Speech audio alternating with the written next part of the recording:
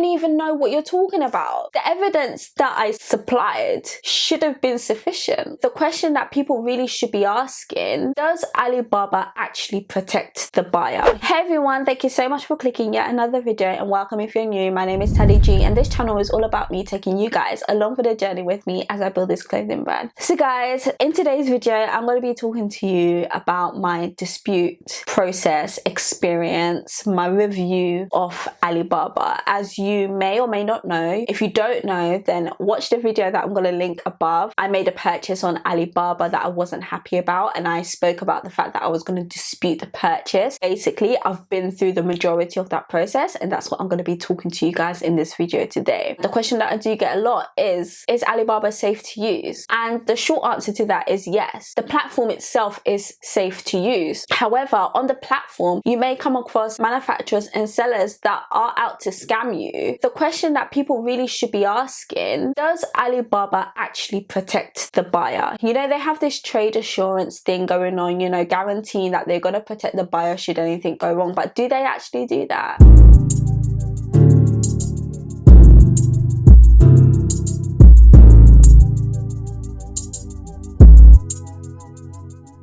So I've got my phone here because I'm going to be reading, giving you guys the full-on receipts about the process. I've got my notebook as well because I did try and take notes. So I approached my seller on the 5th of February and I told them that I wasn't happy with the print because the print was missing. I'm going to insert some images so that you can see what I sent them and what I received. So I told them that I wasn't happy with that. Put my laptop on silent. So that was the black fabric. And the blue fabric that I have, I wasn't happy because I think every 2 meters or 3 meters, there's like a line. It's a very small line, but there's a line. Naturally, they asked for pictures and I sent them pictures. And they asked for clearer pictures, so I sent them clearer pictures. They asked me whether the problem was within all the meters of the fabric. I said yes. Then they kindly responded with, it's Chinese New Year. We'll be back on the 20th of February. So me being me, 20th of February, I sent them a message and I was like, hey, you said you're gonna be back at work today. I want to, like, you know, sort this out because I've got a collection to release. I need this problem sorted. They told me that they're unsure why the print came out like that. So immediately they had accepted accountability for the fact that it wasn't printed properly. And they said that they were gonna try and print another fabric to see like what the problem was. They were gonna use a more high precision print style, whatever it may be. Why they didn't use that in the first place?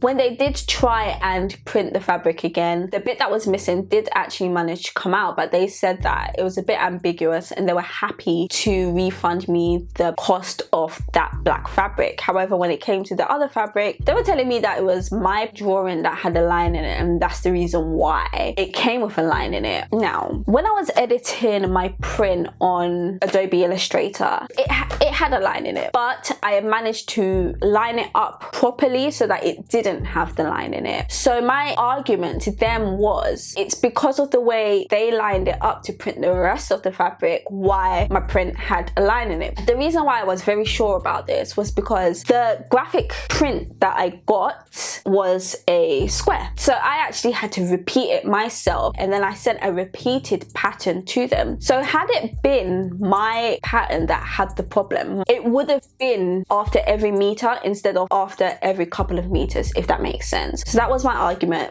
but they weren't having it at all. They said that I needed to return the black fabric in order for them to process my refund. Now, I had a problem with that, and it's not because I wanted to, you know, cheat the system and use the fabric. No, it's because this fabric was full of my intellectual property. If you've watched my trademarking video, you will know that Shavash is trademarked. It was full of my intellectual property. It had my logo on there in multiple different formats. I was thinking, if I send this fabric back to China, what are they gonna do with it? Who are they gonna sell it to? What are they gonna do with it? And he was like, obviously we're gonna make sure that your property, your intellectual property, is protected by dyeing the fabric back to black, which to me sounds weird because it's like, if I'm like a customer and I go onto Alibaba or whatever it may be, wherever I get this fabric from, and I find out that this fabric that I'm receiving has been all the way to the UK and back, it had a print on it, and now now it's being dyed to black in order to sell it to me. I don't know, I would feel a bit funny about that. I feel like I would have gone through too many processes for it to be a fabric that should be in a sellable condition. So I wasn't happy. I wasn't buying it either. Like, what? So I was just like, I'm not really happy with that solution. I would like you to give me a full refund for both, and I don't want to return the fabric. And that was the reason behind it. They weren't having it, so I applied for a refund through Alibaba. In my refund application, I put all the details. So I said that my print is missing from here. They've accepted accountability. I also said that there's a line every 2 to 3 meters on my other fabric. And if you look at this screenshot, because basically when I made the order, I asked them to send me screenshots of what they can see on their screen. And on the screenshot that they sent me, you cannot see that line. On the screenshot they sent me of the black fabric, you can see all the details of the fabric that needs to be on there. So those are the bits that I attached as part of my evidence. And I also attached obviously pictures of the fabrics and a video. And I done that on the 28th of February, I believe. Upon doing that,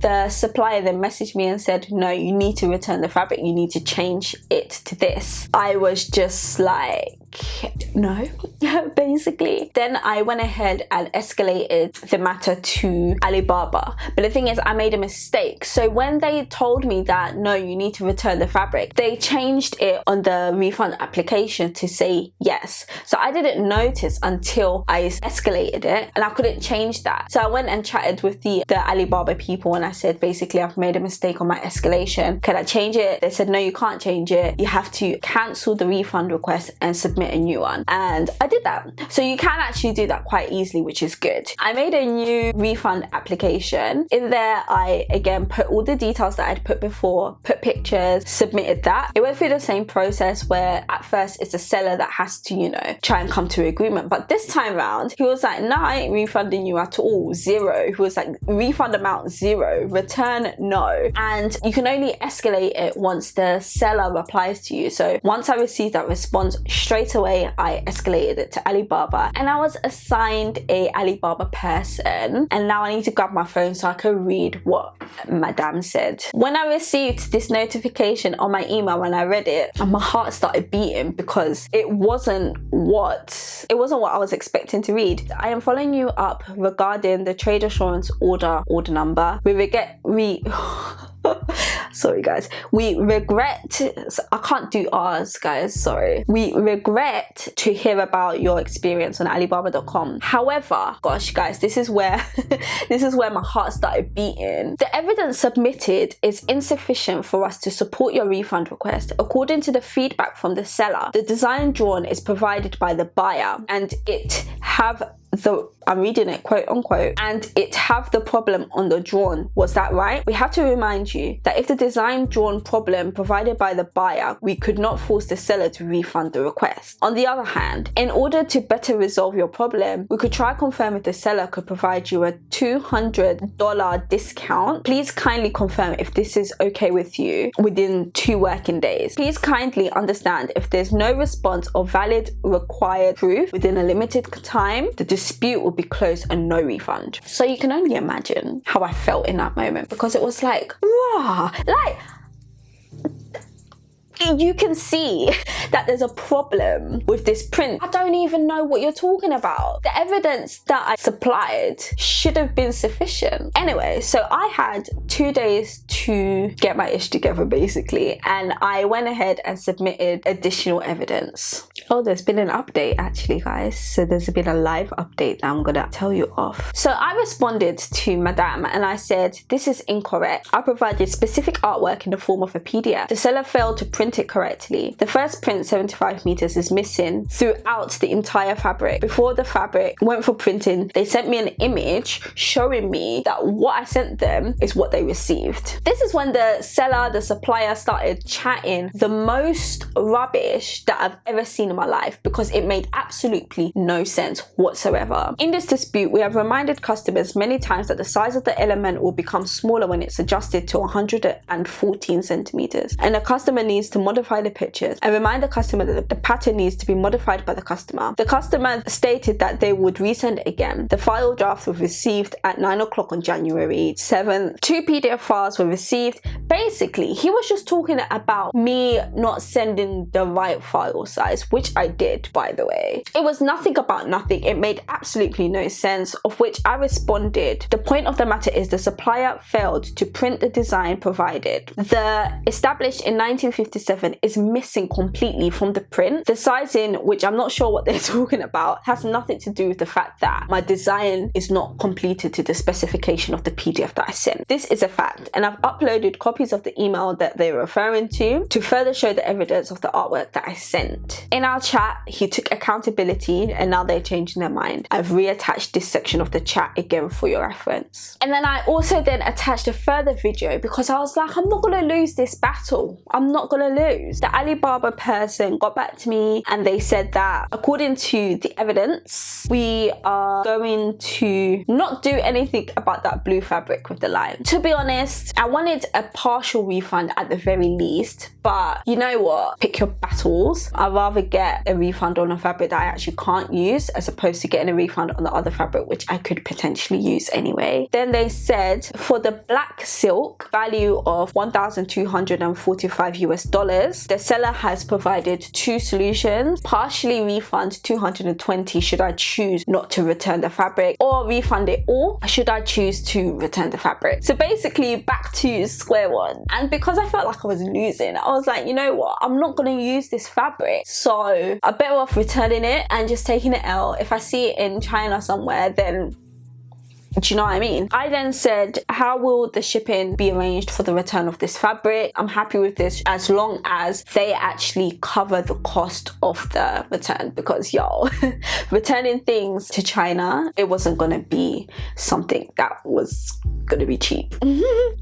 These Alibaba people literally repeated the same thing that they said before and said that they need to get a clear answer from me whether or not I want to return the fabric or not. But they did say that the seller is happy to cover the cost of the return and that I would need to provide them with the address to collect the fabric from. And once they receive the package, sorry, I'm pointing down there because the package is down there. Once they receive the package, they will then refund me. So I'm gonna have to make a part 3 because I'll let you know how that situation goes. So I responded, I accept the refund of $1,245 US, the pickup location, put the address, put my contact name, put my number, so thanks. Obviously it's not the full refund. I am still missing 800 and something for the other blue fabric, so I guess guys, take that how you will. It's not the result that I would have wanted, but it's something. At least I didn't lose everything, and I guess the blue fabric is still fabric that I can use. It's just annoying that it has those lines. So today's update, actually 9th of March, please use Royal Mail to post stamps to our overseas warehouse in the UK. You can upload the voucher or Royal Mail feed to the chat record and we will refund it to you with the $1,245. The following is the address of the warehouse that you need to send it to. So they've written down the warehouse. So that's basically what I need to do, and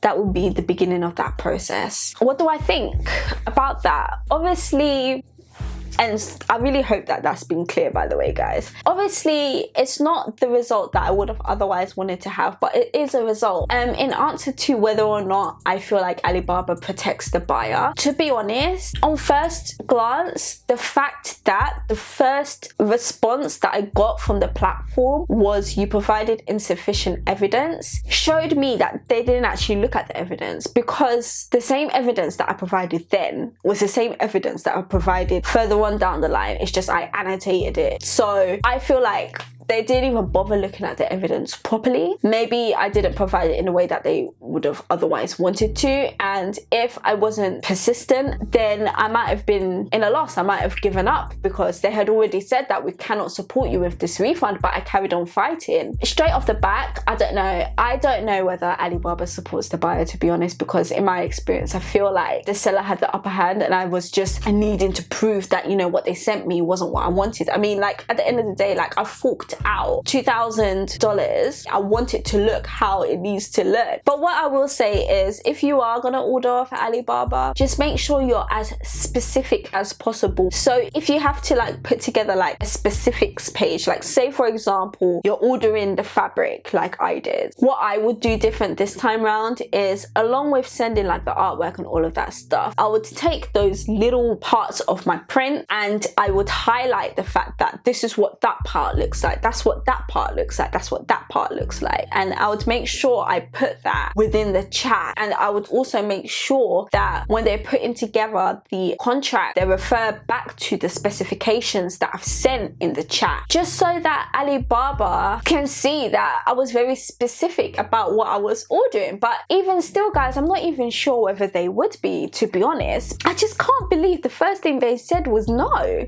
Once I find like my suppliers, I don't feel like I would continue using Alibaba. It's just, it is a powerful platform with everything on it, so somehow you just always end up there. The best thing you can do for yourself is just make sure you're very specific about what you want. You can pull it up and say like, well, I was specific. That is my experience on Alibaba. I really hope that this video has been informative. Though, you know, I was telling you about my experience, I hope you've learned something about, you know, what to do maybe if you choose to use Alibaba. And I hope it hasn't been too long-winded. So yeah, thank you so much for watching. Please don't forget to like, comment, and if you're new here, please consider subscribing. I post videos twice weekly and I'm kind of consistent. I didn't post on Sunday because I was lazy, but yeah, thank you, bye.